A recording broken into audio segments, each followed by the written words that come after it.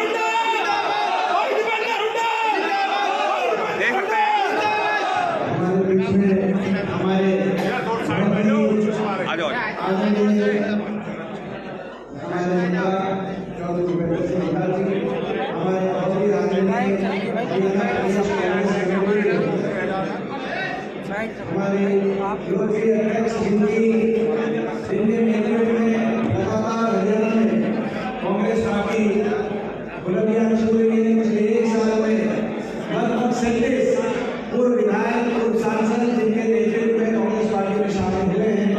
हर रोज कोई न कोई ज्वाइनिंग चल रही है, हर रोज कोई न कोई जनसभा प्रदेश के किसी कोने में दिखाई देती है। बहुत बहुत बधाई देना चाहता हूँ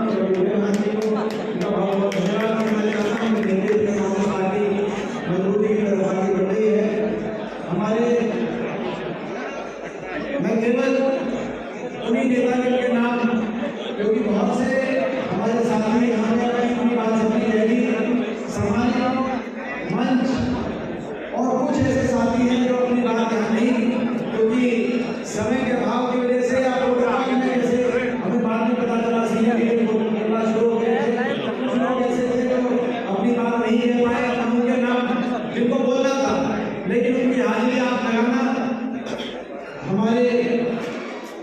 हमारे भाई रिंकू चौधरी जी बोलना था भाई को, लेकिन सीनियर लीडर्स का क्रम शुरू हो गया और समय की वजह से रिंकू चौधरी जी हमारे भाई उनकी हाजिरी में आपको बुलाना चाहता हूँ। हमारी बहन रिंकू चौहान जी, हमारे भाई मुकेश भाटी जी, लक्ष्मण पगल जी, हमारे भाई दीपेंद्र सदरेलिया जी, हमारे भाई नीरज गुप्ता जी, विजय कौशिक जी, हालचंद नागर जी, हरिंद्र बनाना जी, हमारे पार्षद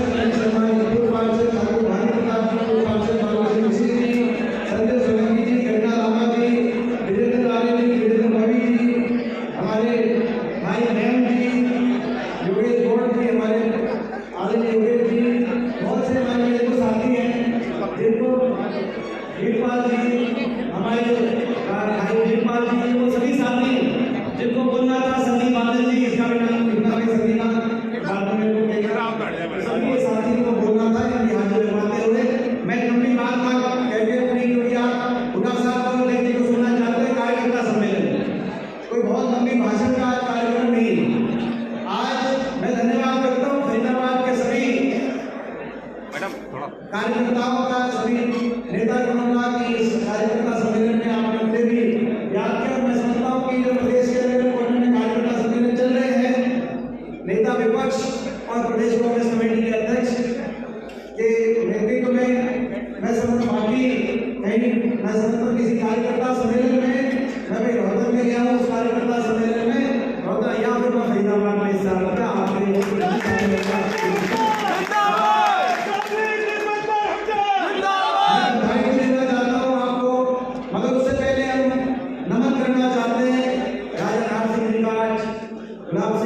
सैनिक जी का आज बलिदान दिवस, इनको हम नमन करते हैं।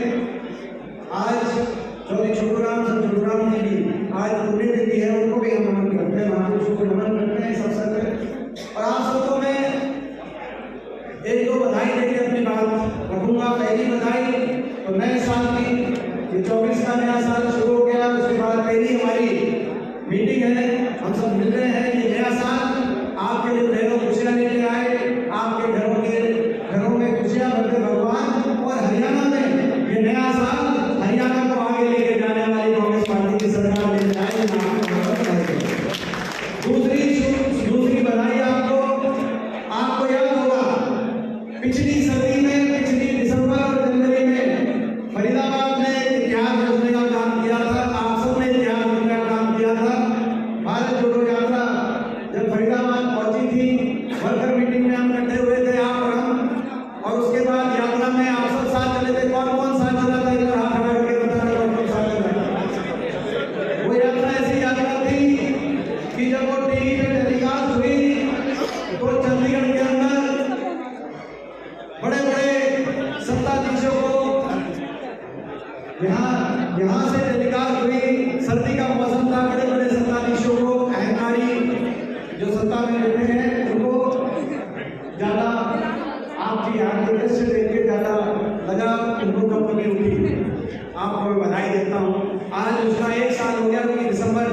जनवरी में वो यात्रा थी हरियाणा में, उस यात्रा का भी वर्षगांठ हो गया भारत जोड़ो यात्रा का। मैं आप सबको उसके लिए भी बहुत बहुत बधाई देना चाहता हूँ। ये सरकार, जैसे कि अभी बहुत सी बातें कही गई, मैं कहना चाहता हूँ ये सरकार जो 2019 में बनी हुई सरकार, डॉक्टर दुष्यंत सरकार, ये लोगों के विश्वास से बनी हुई सरकार नहीं, ये तो लोगों के से विश्वासघात कर बनी हुई सरकार है। अभी बहुत सी बातें की गई, सरकार ने कितना नुकसान कर दिया फरीदाबाद का, हरियाणा का। नुकसान तो करेगी अगर कोई सरकार जनता के विश्वास से नहीं, जनता से विश्वासघात से सरकार बनी है। आप सोचते हो मैं क्यों कह रहा हूँ? मैं इसीलिए कह रहा हूँ कि आपको याद होगा इनका 75 पार का नारा था। फरीदाबाद में तो उसका कुछ असर दिखाई दिया, लेकिन पूरे प्रदेश ने उस नारे को उस समय नाकार ने काम किया। इस सरकार के जो पिछली सरकार थी उसके सारे मंत्रियों को, सरकार में दो चीजें होती हैं, पार्टी और सरकार, दो चीजें होती हैं। बीजेपी के 14 में से 12 मंत्री वापस विधानसभा में पहुंच पाए थे 2019 में। महेंद्रगढ़ से चाहे उस समय के शिक्षा मंत्री हो, चाहे रोहतक से सरकारी मंत्री हो, चाहे इसराला से ट्रांसपोर्ट मंत्री रहे हो, चाहे सोनीपत से जो हमारी बहन शहरी विकास मंत्री थी चाहे वो रही हो, चाहे वित्त मंत्री नारनौल से कप्तान साहब रहे हो, 14 में से 12 मंत्री वापस नहीं पहुंच पाए। लोग इतने दुखी थे कि इतना हरियाणा का नुकसान पहले 5 साल में ही कर दिया था। और स्वयं मुख्यमंत्री जी भी अब से जीते करनाल में गए, पूरे प्रदेश में 2019 में अगर सबसे कम मतदान नहीं हुआ, मात्र 49% वोट पड़ी, 51% वोट ही डाले गए, सबसे कम मतदान हुआ और सबसे ज्यादा नोटा अगर वोट पड़ी तो करनाल में पड़ी। और बधाई देता हूं पूरे प्रदेश में 90 सीटों में अगर सबसे बड़े बहुमत से कोई विधानसभा में गए तो नेता विपक्ष सबसे बड़े बहुमत से। तो भाई एक तो उनके पास सरकार और दूसरी पार्टी के प्रदेश अध्यक्ष सुभाष बघेला जी प्रदेश अध्यक्ष थे। लोग इतना बदलना चाहते थे सरकार कि उनकी भी वहां से कालना से आप लोगों ने देखा, उनकी भी वहां पे जमानत नहीं बन पाई। लोग बदलना चाहते थे, लोगों ने विश्वास से नहीं, लेकिन जेजेपी ने विश्वासघात कर दिया, इनके खिलाफ वोट नहीं, जाके सरकार बना दी और लोगों से विश्वासघात से सरकार बनी, भ्रष्टाचार के समझौते के आधार पर सरकार बनी। केवल इस आधार पे समर्थन दिया गया कि कितने महीने जिसके पास आएंगे और कैसे जनता को रुपया दान किया जाए। लोगों को कह दिया कि क्या हमसे बुढ़ापा पेंशन में समझौता हो रहा है, मगर 5 साल के बाद आपके सामने है ना तो बुढ़ापा पेंशन की क्या सुनाई और ना ही कोई और हरियाणा में विकास कार्य हुए। इसलिए हरियाणा की जनता से विश्वासघात से बनी हुई सरकार ने जनता के प्रति अविश्वास 5 साल में अविश्वास जनता के प्रति ऐसा किया कि 10 साल में इनके कार्यकाल में हरियाणा में एक भी बड़ी कोई विकास की परियोजना नहीं आई।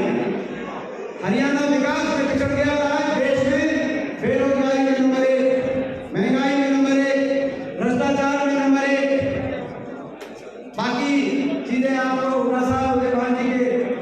लेकिन फरीदाबाद में आप देखो क्या स्थिति है। हम देखते हैं फरीदाबाद, जिस फरीदाबाद में जो हमारी सरकार की कांग्रेस पार्टी की, चाहे वो मददपुर फ्लाईओवर से फरीदाबाद की कनेक्टिविटी बनी हो, चाहे उस समय होटल में हमने 4 लेन 6 लेन का फाउंडेशन करवाया था, मुद्रा रोड का हमारा तक 6 लेन, चाहे मेट्रो मददपुर तक लाने की बात हो जो हमारी सरकार में आई, चाहे वो IMT क्षेत्र फरीदाबाद में साफ कराने की बात हो, चाहे बाईपास निकलवाने की बात हो, गुड़गांव तक 4 लेन सड़क गुड़गांव तक जोड़ने की बात हो, ESI मेडिकल कॉलेज बनाने की बात हो, IISc यूनिवर्सिटी बनाने की बात हो, और फरीदाबाद को दोबारा से देश के विकास के मानचित्र पर लाने की बात हो। मैं पूछना चाहता हूं उनसे कि 10 साल में क्या किया फरीदाबाद में? ये ESI मेडिकल कॉलेज आधा किलोमीटर दूर 700 करोड़ की लागत से हमने हमारी सरकार के समय बनवाने का काम हुआ था। आपने तो 10 साल में इसकी सड़क भी 700 करोड़ से हमने तो अस्पताल बनवा दिया था।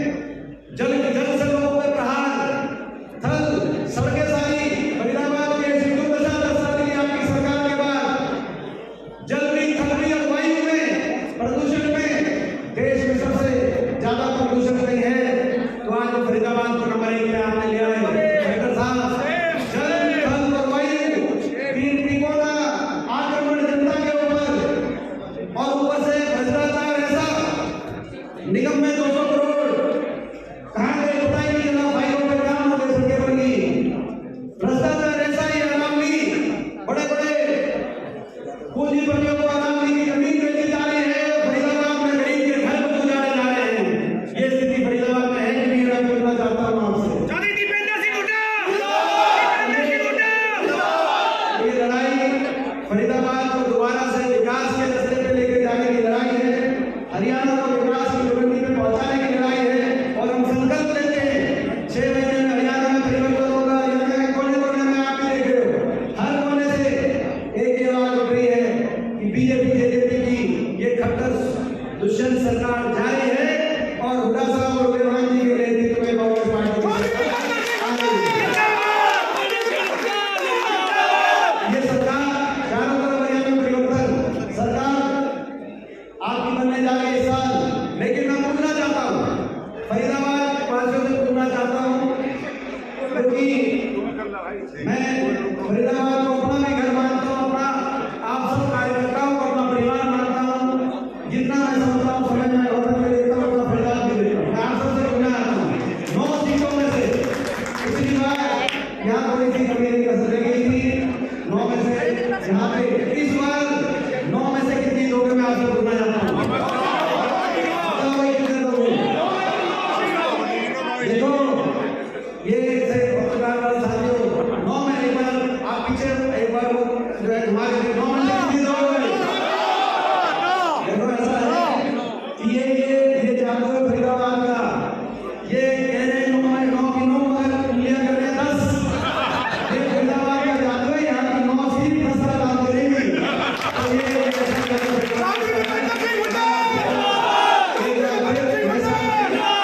जो रूपरेखा अभी आने वाले समय में जो हमारे कार्यक्रम को डोर कार्यक्रम की रूपरेखा साहब के माध्यम से मिलेगी, उस रूपरेखा को हम सब आगे क्रियान्वयन में काम करेंगे। आप सबका बहुत बहुत धन्यवाद।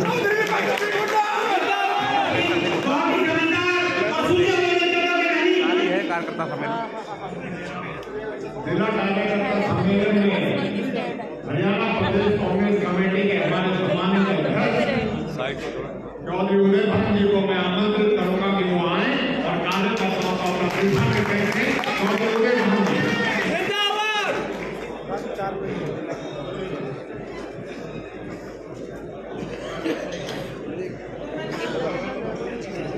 जन जन के आशा विश्वास के प्रति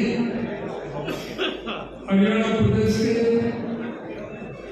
सर्वप्रिय जनप्रिय नेता पूर्व मुख्यमंत्री नेता प्रतिपक्ष आदरणीय चौधरी भूपेंद्र सिंह हुड्डा जी, हमारे युवाओं के दिलों की धड़कन, हरियाणा से एकमात्र हरियाणा की किसान मजदूर गरीब की आवाज उठाने वाले सांसद आदरणीय भूपेंद्र सिंह हुड्डा जी, हमारे विधानसभा विधायक दल के उप नेता, बहुत ही हमारे वरिष्ठ नेता पूर्व मंत्री आदरणीय चौधरी आत्मा जी, हमारे इस पार्लियामेंट से एकमात्र बहुत ही हमारे दिव्यांग विधायक पंडित नीरज शर्मा जी, हमारे बहुत ही दिव्यांग साथी पूर्व विधायक श्री रणवीर सिंह टेवकिया जी, हमारी बहन जो बल्लभगढ़ से 2 बार विधायक और सीपीएस रही आदरणीय श्यामला राठौर जी, आपके इस विधानसभा क्षेत्र से आपके हर समय सुख दुख के साथी, हमारे बहुत ही मजबूत साथी आदरणीय भाई विजय प्रताप जी, हमारे रोड फरीदाबाद से चुनाव लड़े आदरणीय भाई लखन सिंह जी, माइनॉरिटी डिपार्टमेंट के चेयरमैन आदरणीय श्री अब्दुल गफ्फार कुरैशी जी, हमारे पूर्व मेयर बहुत ही आपके हर समय एनआईटी में हर चीज में आगे रहने वाले आदरणीय श्री अशोक अरोड़ा जी, हमारे वरिष्ठ साथी श्री जेपी नागर जी, पूर्व जिलाध्यक्ष श्री भूषण बघेल जी, पंडित योगेश गौड़ जी, भाई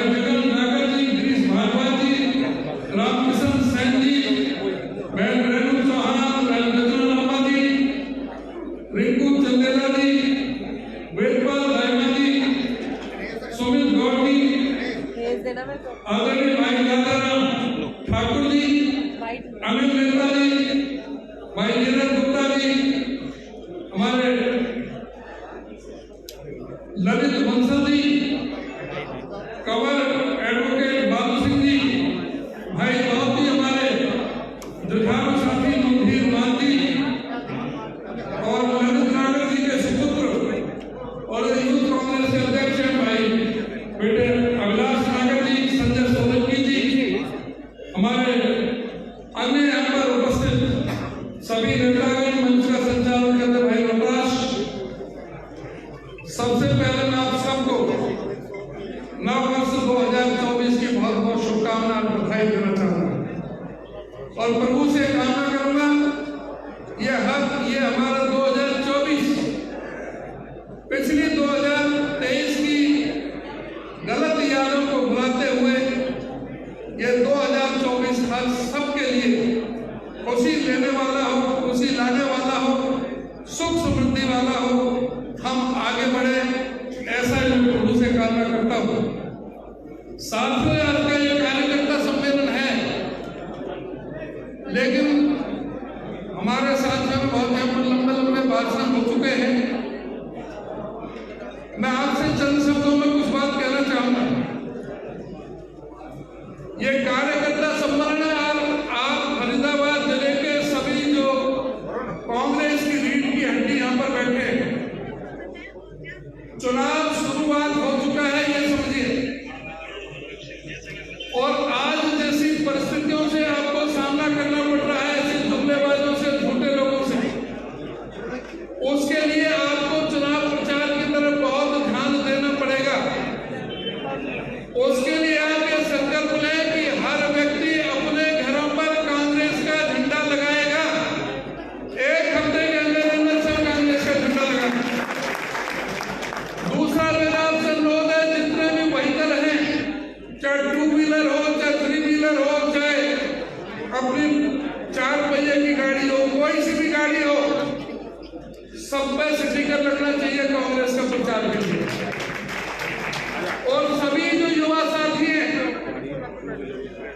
जो फेसबुक पर जो सक्रिय रहते हैं, उनको अपने ज्यादा से ज्यादा शेयर करनी चाहिए और अपनी जो बातें हैं नेताओं की, वो जन जन तक पहुंचाने की आवश्यकता है। और उसको हमारे यूथ के जो है, जो कार्यकर्ता है, उनकी जिम्मेदारी है, वो ज्यादा बेहतर ढंग से लोगों के बात अपनी बात पहुंचा सकते हैं।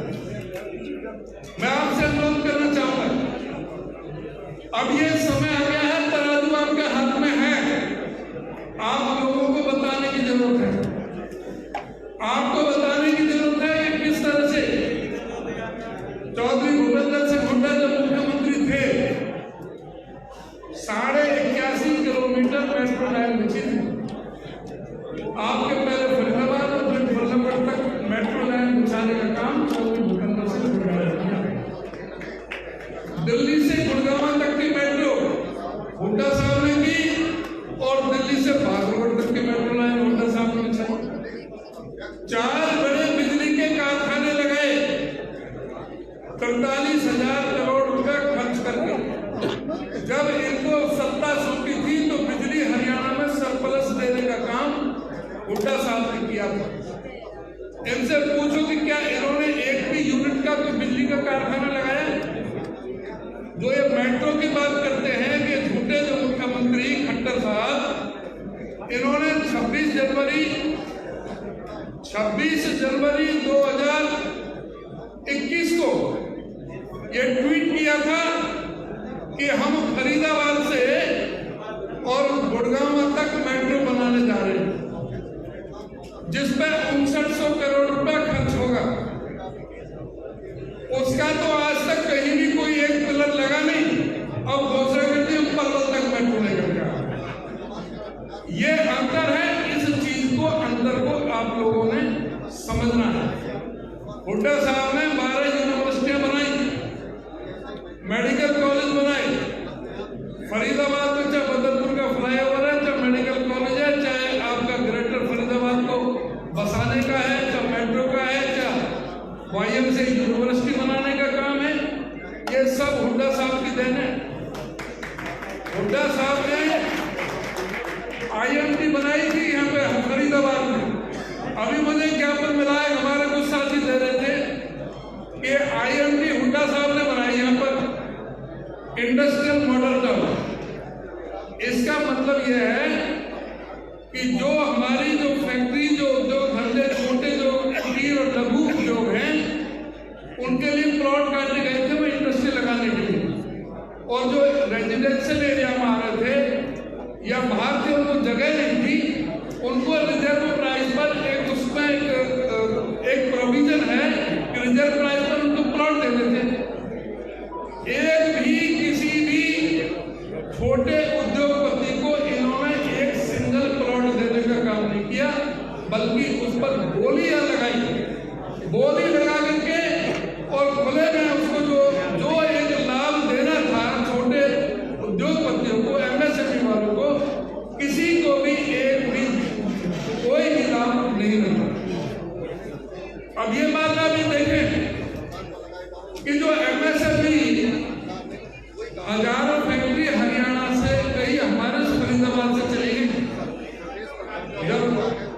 जब नोटबंदी और लॉकडाउन हुआ था, ये जो कह रहे थे ना रोजगार के, हम 2 करोड़ लोगों को रोजगार हर साल देंगे, आज हरियाणा में सबसे बड़ी बेरोजगारी का सबसे मुख्य कारण यह है कि यहाँ पर MSME छोड़ के चली गई और उल्टा जो है लाखों लोगों का रोजगार हरियाणा से इस सरकार ने छीन लिया।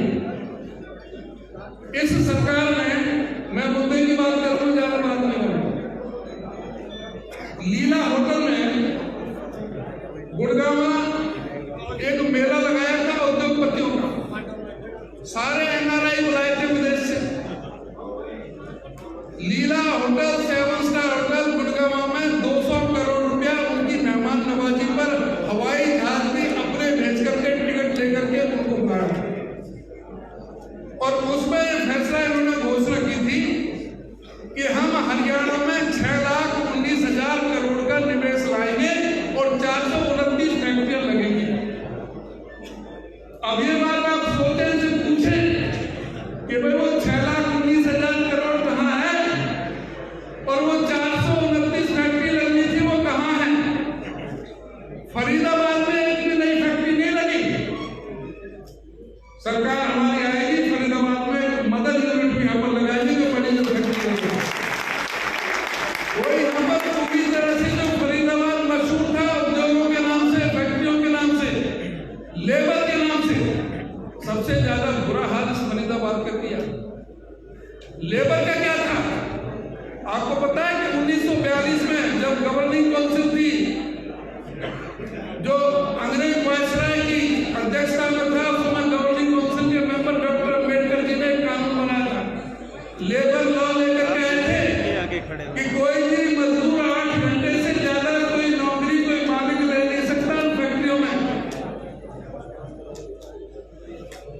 उस नियम को भी बदल दिया, नए जो लेबर लॉ लेकर के आए, उतने ही पैसे में अब 12 घंटे काम करना पड़ता है, 12 घंटे का काम कर दिया मजदूरों के लिए और 8,000 रुपया लेबर लॉ बदल दिए मजदूरों के लिए। और किसानों के हालत क्या हुए आपको पता नहीं? किसानों का किस तरह से 13 महीने तक क्या हुआ? कह रहे थे कि किसानों की आमदनी दुगनी कर देंगे, किसानों की आमदनी दुगनी कर देंगे। कैसी दुगनी की है?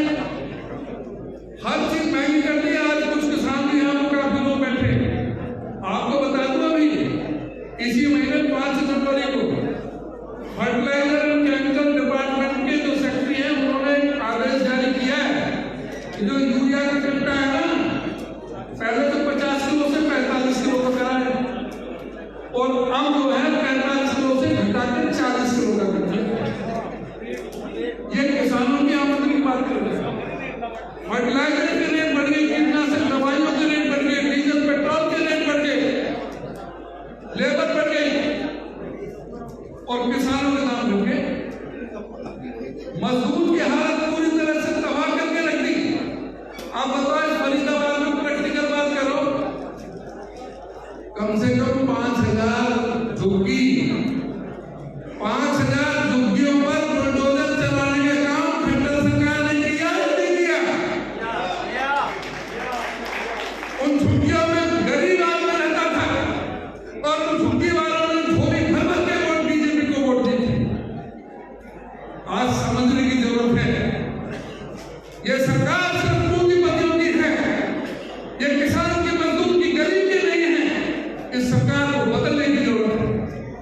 जब हुड्डा साहब मुख्यमंत्री थे, गरीब आदमी को राशन मिलता था, खाली गेहूं चावल नहीं मिलते थे, दाल भी मिलती थी, मिट्टी का तेल भी मिलता था, सरसों का तेल भी मिलता था और चीनी भी मिलती थी। सब चीज बंद कर दी और फिर भी ये कहती थी ये सरकार गरीबों के, मजदूर के सबसे ज्यादा खिलाफ है, उनका निचोड़ करके हिंदुस्तान में घुट्टी बना दो, मतलब लोगों को नफरत में बांट दो और इनको किसी भी तरह का कोई मतलब नहीं है। आज जरूरत में क्या कारण है? हरियाणा में जिस समय सत्ता सौंपी थी इनको 70,000 करोड़ का कर्जा था, आज 4 लाख करोड़ का कर्जा कैसे पार हो गया? आज कोई बच्चा हरियाणा के अंदर जन्म ले रहा है तो अपने मां के पेट से वो 1,32,800 रुपए का कर्जा लेकर के पैदा हो रहा है, इसके लिए कौन जिम्मेदार है? इस मोदी ने कही थी कि कोई भी व्यक्ति ऐसा नहीं रहेगा जिसके घर में छत ना हो, पक्का मकान ना हो, और वो तो पक्का मकान जो छोड़ो, भगवान श्री राम जी ने कहता है कि इनके लिए मैंने पक्का मकान दे दिया।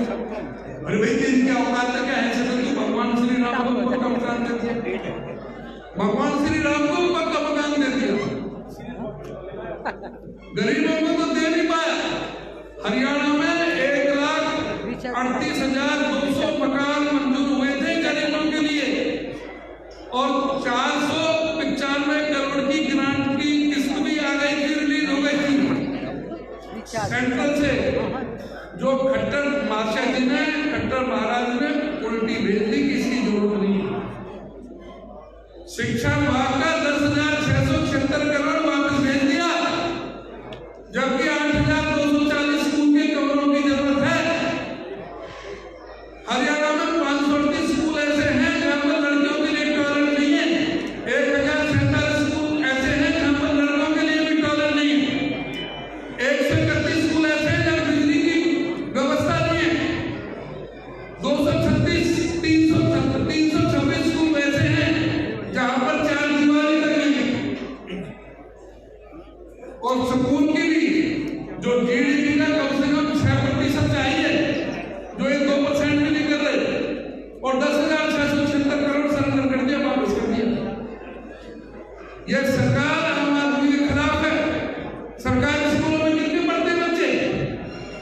इस प्रदेश के, देश के गरीब, दलित, पीड़ित, शोषित, पेक्षित, सर्वारा वर्ग के, वंचित समाज के, गरीब समाज के, पिछड़े समाज के वो बच्चे पढ़ते हैं जो माँ बाप अपने बच्चों का सामर्थ्य नहीं रखते प्राइवेट स्कूल में पढ़ाने के लिए।